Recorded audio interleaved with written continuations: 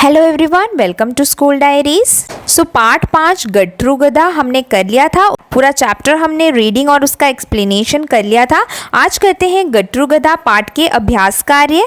तो चलिए देखते हैं इसके अभ्यास कार्य। यहाँ पे देखिए शब्दार्थ दिए हैं, यानी कुछ शब्द और उसके अर्थ। ठीक है, तो व्यापारी कौन है? मर्चेंट। ठीक है, जो सामान को बेचता है और खरीदता है, कहीं पर जाकर सामान को खरीद कर लाता है और ग्राहकों में बेच देता है। ठीक है, तो वो है व्यापारी।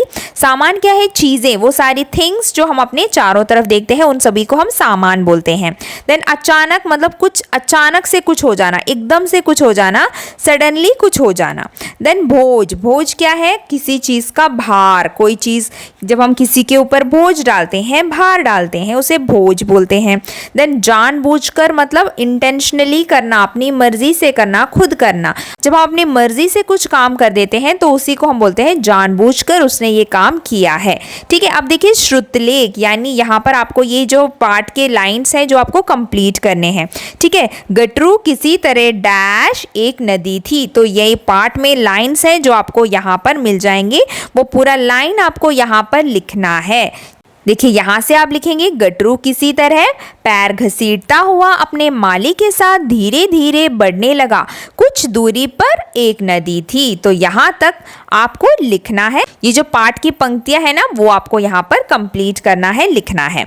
अब आगे प्रश्नोत्तर हैं। देखिए मौखिक जो आपको ओरली बताने हैं, और लिखित जो आपके क्लास में आप अपने नोटबुक में प्रश्नोत्तर आपको स्कूल से मिलेंगे। चलिए पढ़ के देखते हैं क्या पूछा है। गट्रू की पीठ पर जब नमक था तो वह क्या सोच रहा था? जब गट्रू की पीठ पर नमक था, वह सोच रहा था कि ये क्या चीज है जो इतनी भारी है और इसे उठाकर मैं जो हूँ चल भी नहीं पा रहा हूँ। सो गट्रू को जो है वो चीज बहुत भारी लग रही थी। ठीक है, देन जब व्यापारी ने गट्रू की पीठ पर रुई ला दी तो उसे कैसा लगा? जब रुई रखा व्यापारी ने तो गट्रू को बहुत ही हल्का लगा। ठीक है, तो ये ओरली आपको ऐसे बताना है। अब देखते हैं लिखित प्रश्नोत्तर कैसे लिखते हैं। देखिए व्यापारी ने बाजार से नमक क्यों खरीदा? व्यापारी ने बाजार से नमक इसलिए खरीदा क्योंकि नमक बहुत कम दाम में बिक रहा था। देन क्या गट्रू पहली बार नदी में जानबूझकर गिरा था? नहीं, है ना, पहली बार वो जानबूझकर नहीं गिरा था। उसका पैर जो है फिसल गया था और वो पानी में गिर गया था। वो जानबूझकर नहीं गिरा था। देन पानी में जाकर रुई भारी क्यों हो गई? पानी में जाकर रुई इसलिए भारी हो गई क्योंकि पानी जो है रुई सोख लेती है और पानी का भार भी रुई में आ जाता है। ठीक है, तो इसीलिए रुई भारी हो गई थी। अब आगे आपको सही का निशान लगाना है। देखिए व्यापारी के पास क्या था? व्यापारी के पास गधा था। ठीक है, ये हमें पता है। देन गट्रू कहाँ गिरा? गट्रू पानी में गिरा। देन गट्रू का बोझ कम क्यों हो गया था? नमक के घुलने से कम हो गया था, है ना। गट्रू का बोझ नमक के घुलने से कम हो गया था।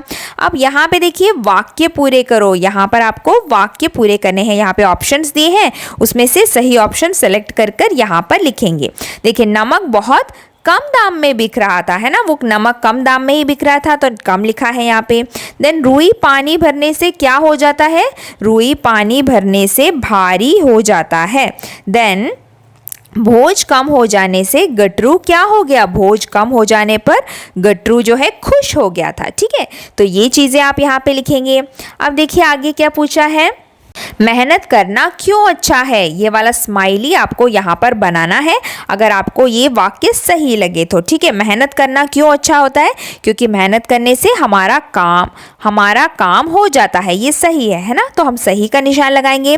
देन देखिए नेक्स्ट, खुशी मिलती है, ये भी सही है। हमें मेहनत करने से खुशी भी मिलती है क्योंकि हमारा काम हो गया है। देन काम करना सीखते हैं, ये भी सही है। हम काम जो है करना सीखते हैं, नए नए कामों को करना सीखते हैं अगर हम अच्छे से मेहनत करेंगे तो। देन देखिए दूसरों पर निर्भर नहीं रहते हैं, सही है। अगर हम मेहनत करके अपना काम कर लेंगे तो हमें दूसरों की ज़रूरत नहीं पड़ेगी, दूसरों की मदद की ज़रूरत नहीं पड़ेगी, हम खुद से अपना काम कर पाएंगे।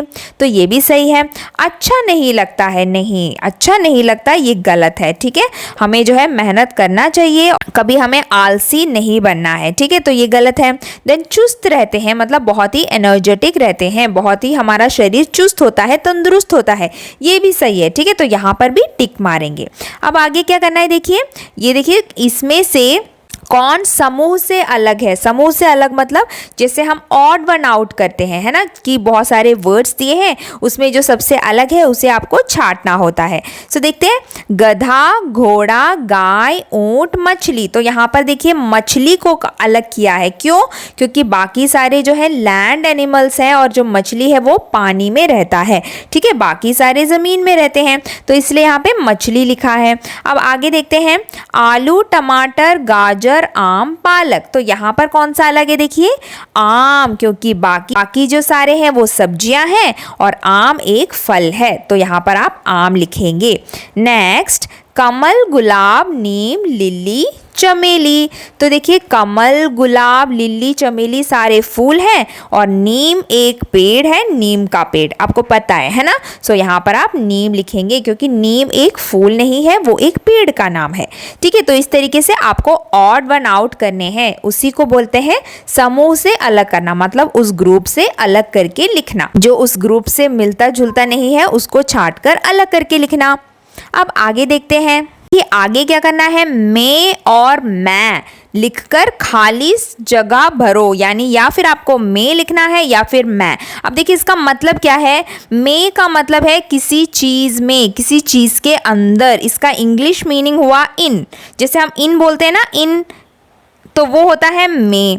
और मैं का क्या मतलब होता है? आई। जब हम अपने बारे में बात करते हैं जैसे आई एम, तो हम मैं बोलते हैं, है ना। सो ये दो मतलब है इसका। तो अभी हम भरते हैं यहाँ पे कहाँ पर क्या आएगा, ठीक है। सबसे पहले, गटरू गधा रास्ते में सोचता जा रहा था। तो रास्ते में, क्योंकि वो रोड के बारे में बात हो रही है, हमारे बारे में बात नहीं हो रही है, अपने बारे में बात नहीं हो रही है ना। सो यहाँ पे मैं आएगा। देन डैश, तो यहाँ पे क्या आएगा? मैं तो बोझ से झुक रहा हूँ, क्योंकि गधा अपने बारे में बात कर रहा है ना। हम यहाँ पर मैं लिखेंगे, ये वाला मैं, ठीक है। तो ये यहाँ पे आएगा। देन नेक्स्ट देखते हैं, यह तो इतना भारी है कि मैं उठा भी नहीं सकता। ये भी अपने बारे में बात कर रहा है गधा। सो यहाँ पे मैं आएगा। देन नेक्स्ट, नमक बहुत कम दाम में बिक रहा है। ये कोई अपने बारे में बात नहीं कर रहा, वो एक प्राइस के बारे में बात कर रहे हैं कि कम दाम में नमक बिक रहा है। सो यहाँ पर मैं आएगा, ठीक है। तो ऐसे आपको ये कंप्लीट करना है। अब देखिए, जब र में छोटी ऊ की मात्रा पड़ती है तो र हम ऐसे लिखते हैं रू, और जब र में बड़ी ऊ की मात्रा पड़ती है तो रू बन जाता है। सो अभी आपको छांटना है कि कौन सा छोटी ऊ की मात्रा वाला र है और कौन सा बड़ी ऊ की मात्रा। इन शब्दों से जो है आपको छांटना है, ठीक है। तो आप करिएगा, ऐसे कंप्लीट करिए, इसमें से देखकर, मात्रा देखकर आप पहचान कर यहाँ पर आराम से इस तरीके से लिख सकते हैं। अब देखिए आगे आपको जो है इन शब्दों को तोड़कर इस तरीके से लिखना है, ठीक है। सो देखिए, जब भी हम एक आधा अक्षर लिखते हैं ना, जैसे कि आप यहाँ पे देख सकते हैं, देखिए रास्ता लिखते समय स आधा लिखा हुआ है ना। सो जब आधा अक्षर होता है ना तो उसको तोड़कर जब हम लिखेंगे तो इस तरीके से लिखेंगे। वो स लिखेंगे पूरा और उसके नीचे एक छोटा सा स्लांटिंग लाइन ड्रॉ करेंगे। उसका मतलब है कि वो अक्षर आधा है, ठीक है। कोई भी वर्ण के ऊपर, चाहे वो क हो, फॉर एग्जाम्पल क है, और अगर उसके नीचे एक स्लांटिंग लाइन ऐसे ड्रॉ किया है तो उसका मतलब है क यहाँ पर आधा है, ठीक है, क पूरा नहीं है, ठीक है। एक और एग्जाम्पल देखते हैं। अब मान लीजिए आप देख रहे हैं कि ग है और ग के नीचे इस तरीके से स्लांटिंग लाइन बनी हुई है, तो इसका मतलब क्या है? ग आधा है, ठीक है, ग पूरा नहीं है। तो ये जब स्लांटिंग लाइन का मतलब है कि वो अक्षर आधा है, ठीक है। तो वही आपको यहाँ पर करना है कि आधे अक्षर को कैसे लिखते हैं वो आपको यहाँ पर बताना है। जैसे कि यहाँ पे देखिए स को कैसे लिखा है, स लिखा और छोटा सा स्लांटिंग लाइन। उसी तरीके से यहाँ पे देखिए क्या मतलब क आधा है। सो आप इस तरीके से क लिखेंगे और उसके नीचे एक स्लांटिंग लाइन ऐसे ड्रॉ कर देंगे, उसका मतलब क आधा है। और फिर क्या करना है? प्लस या, क्या। तो ये इस तरीके से हम वर्ड को तोड़कर लिखेंगे, ठीक है। अब आगे देखिए व्यापारी में व जो है आधा है ना, सो व लिखा और उसके नीचे एक स्लांटिंग लाइन, मतलब व आधा है, बाकी या प्लस पा प्लस री इसको तोड़ के लिखेंगे। जैसे हम शब्द बनाओ किया था ना हमने व्याकरण में, ये वही है। ठीक है, तो व्यापारी। देन देखिए बस्ता, सो ब पूरा लिख दिया क्योंकि ब पूरा है। अब स देखिए आधा है, सो स को लिखा और नीचे छोटा सा स्लांटिंग लाइन बनाया, उसका मतलब आधा स और फिर प्लस ता, बस्ता। ठीक है, तो आपको ऐसे इन शब्दों को तोड़कर यहाँ पर लिखना है। ठीक है, और इसी के साथ आपका पाठ भी यहाँ पे कंप्लीट हो गया है। और थोड़ा सा और कुछ एक्टिविटीज यहाँ पे दी कि कौन कौन सी चीजें हैं जो पानी में घुल जाती है।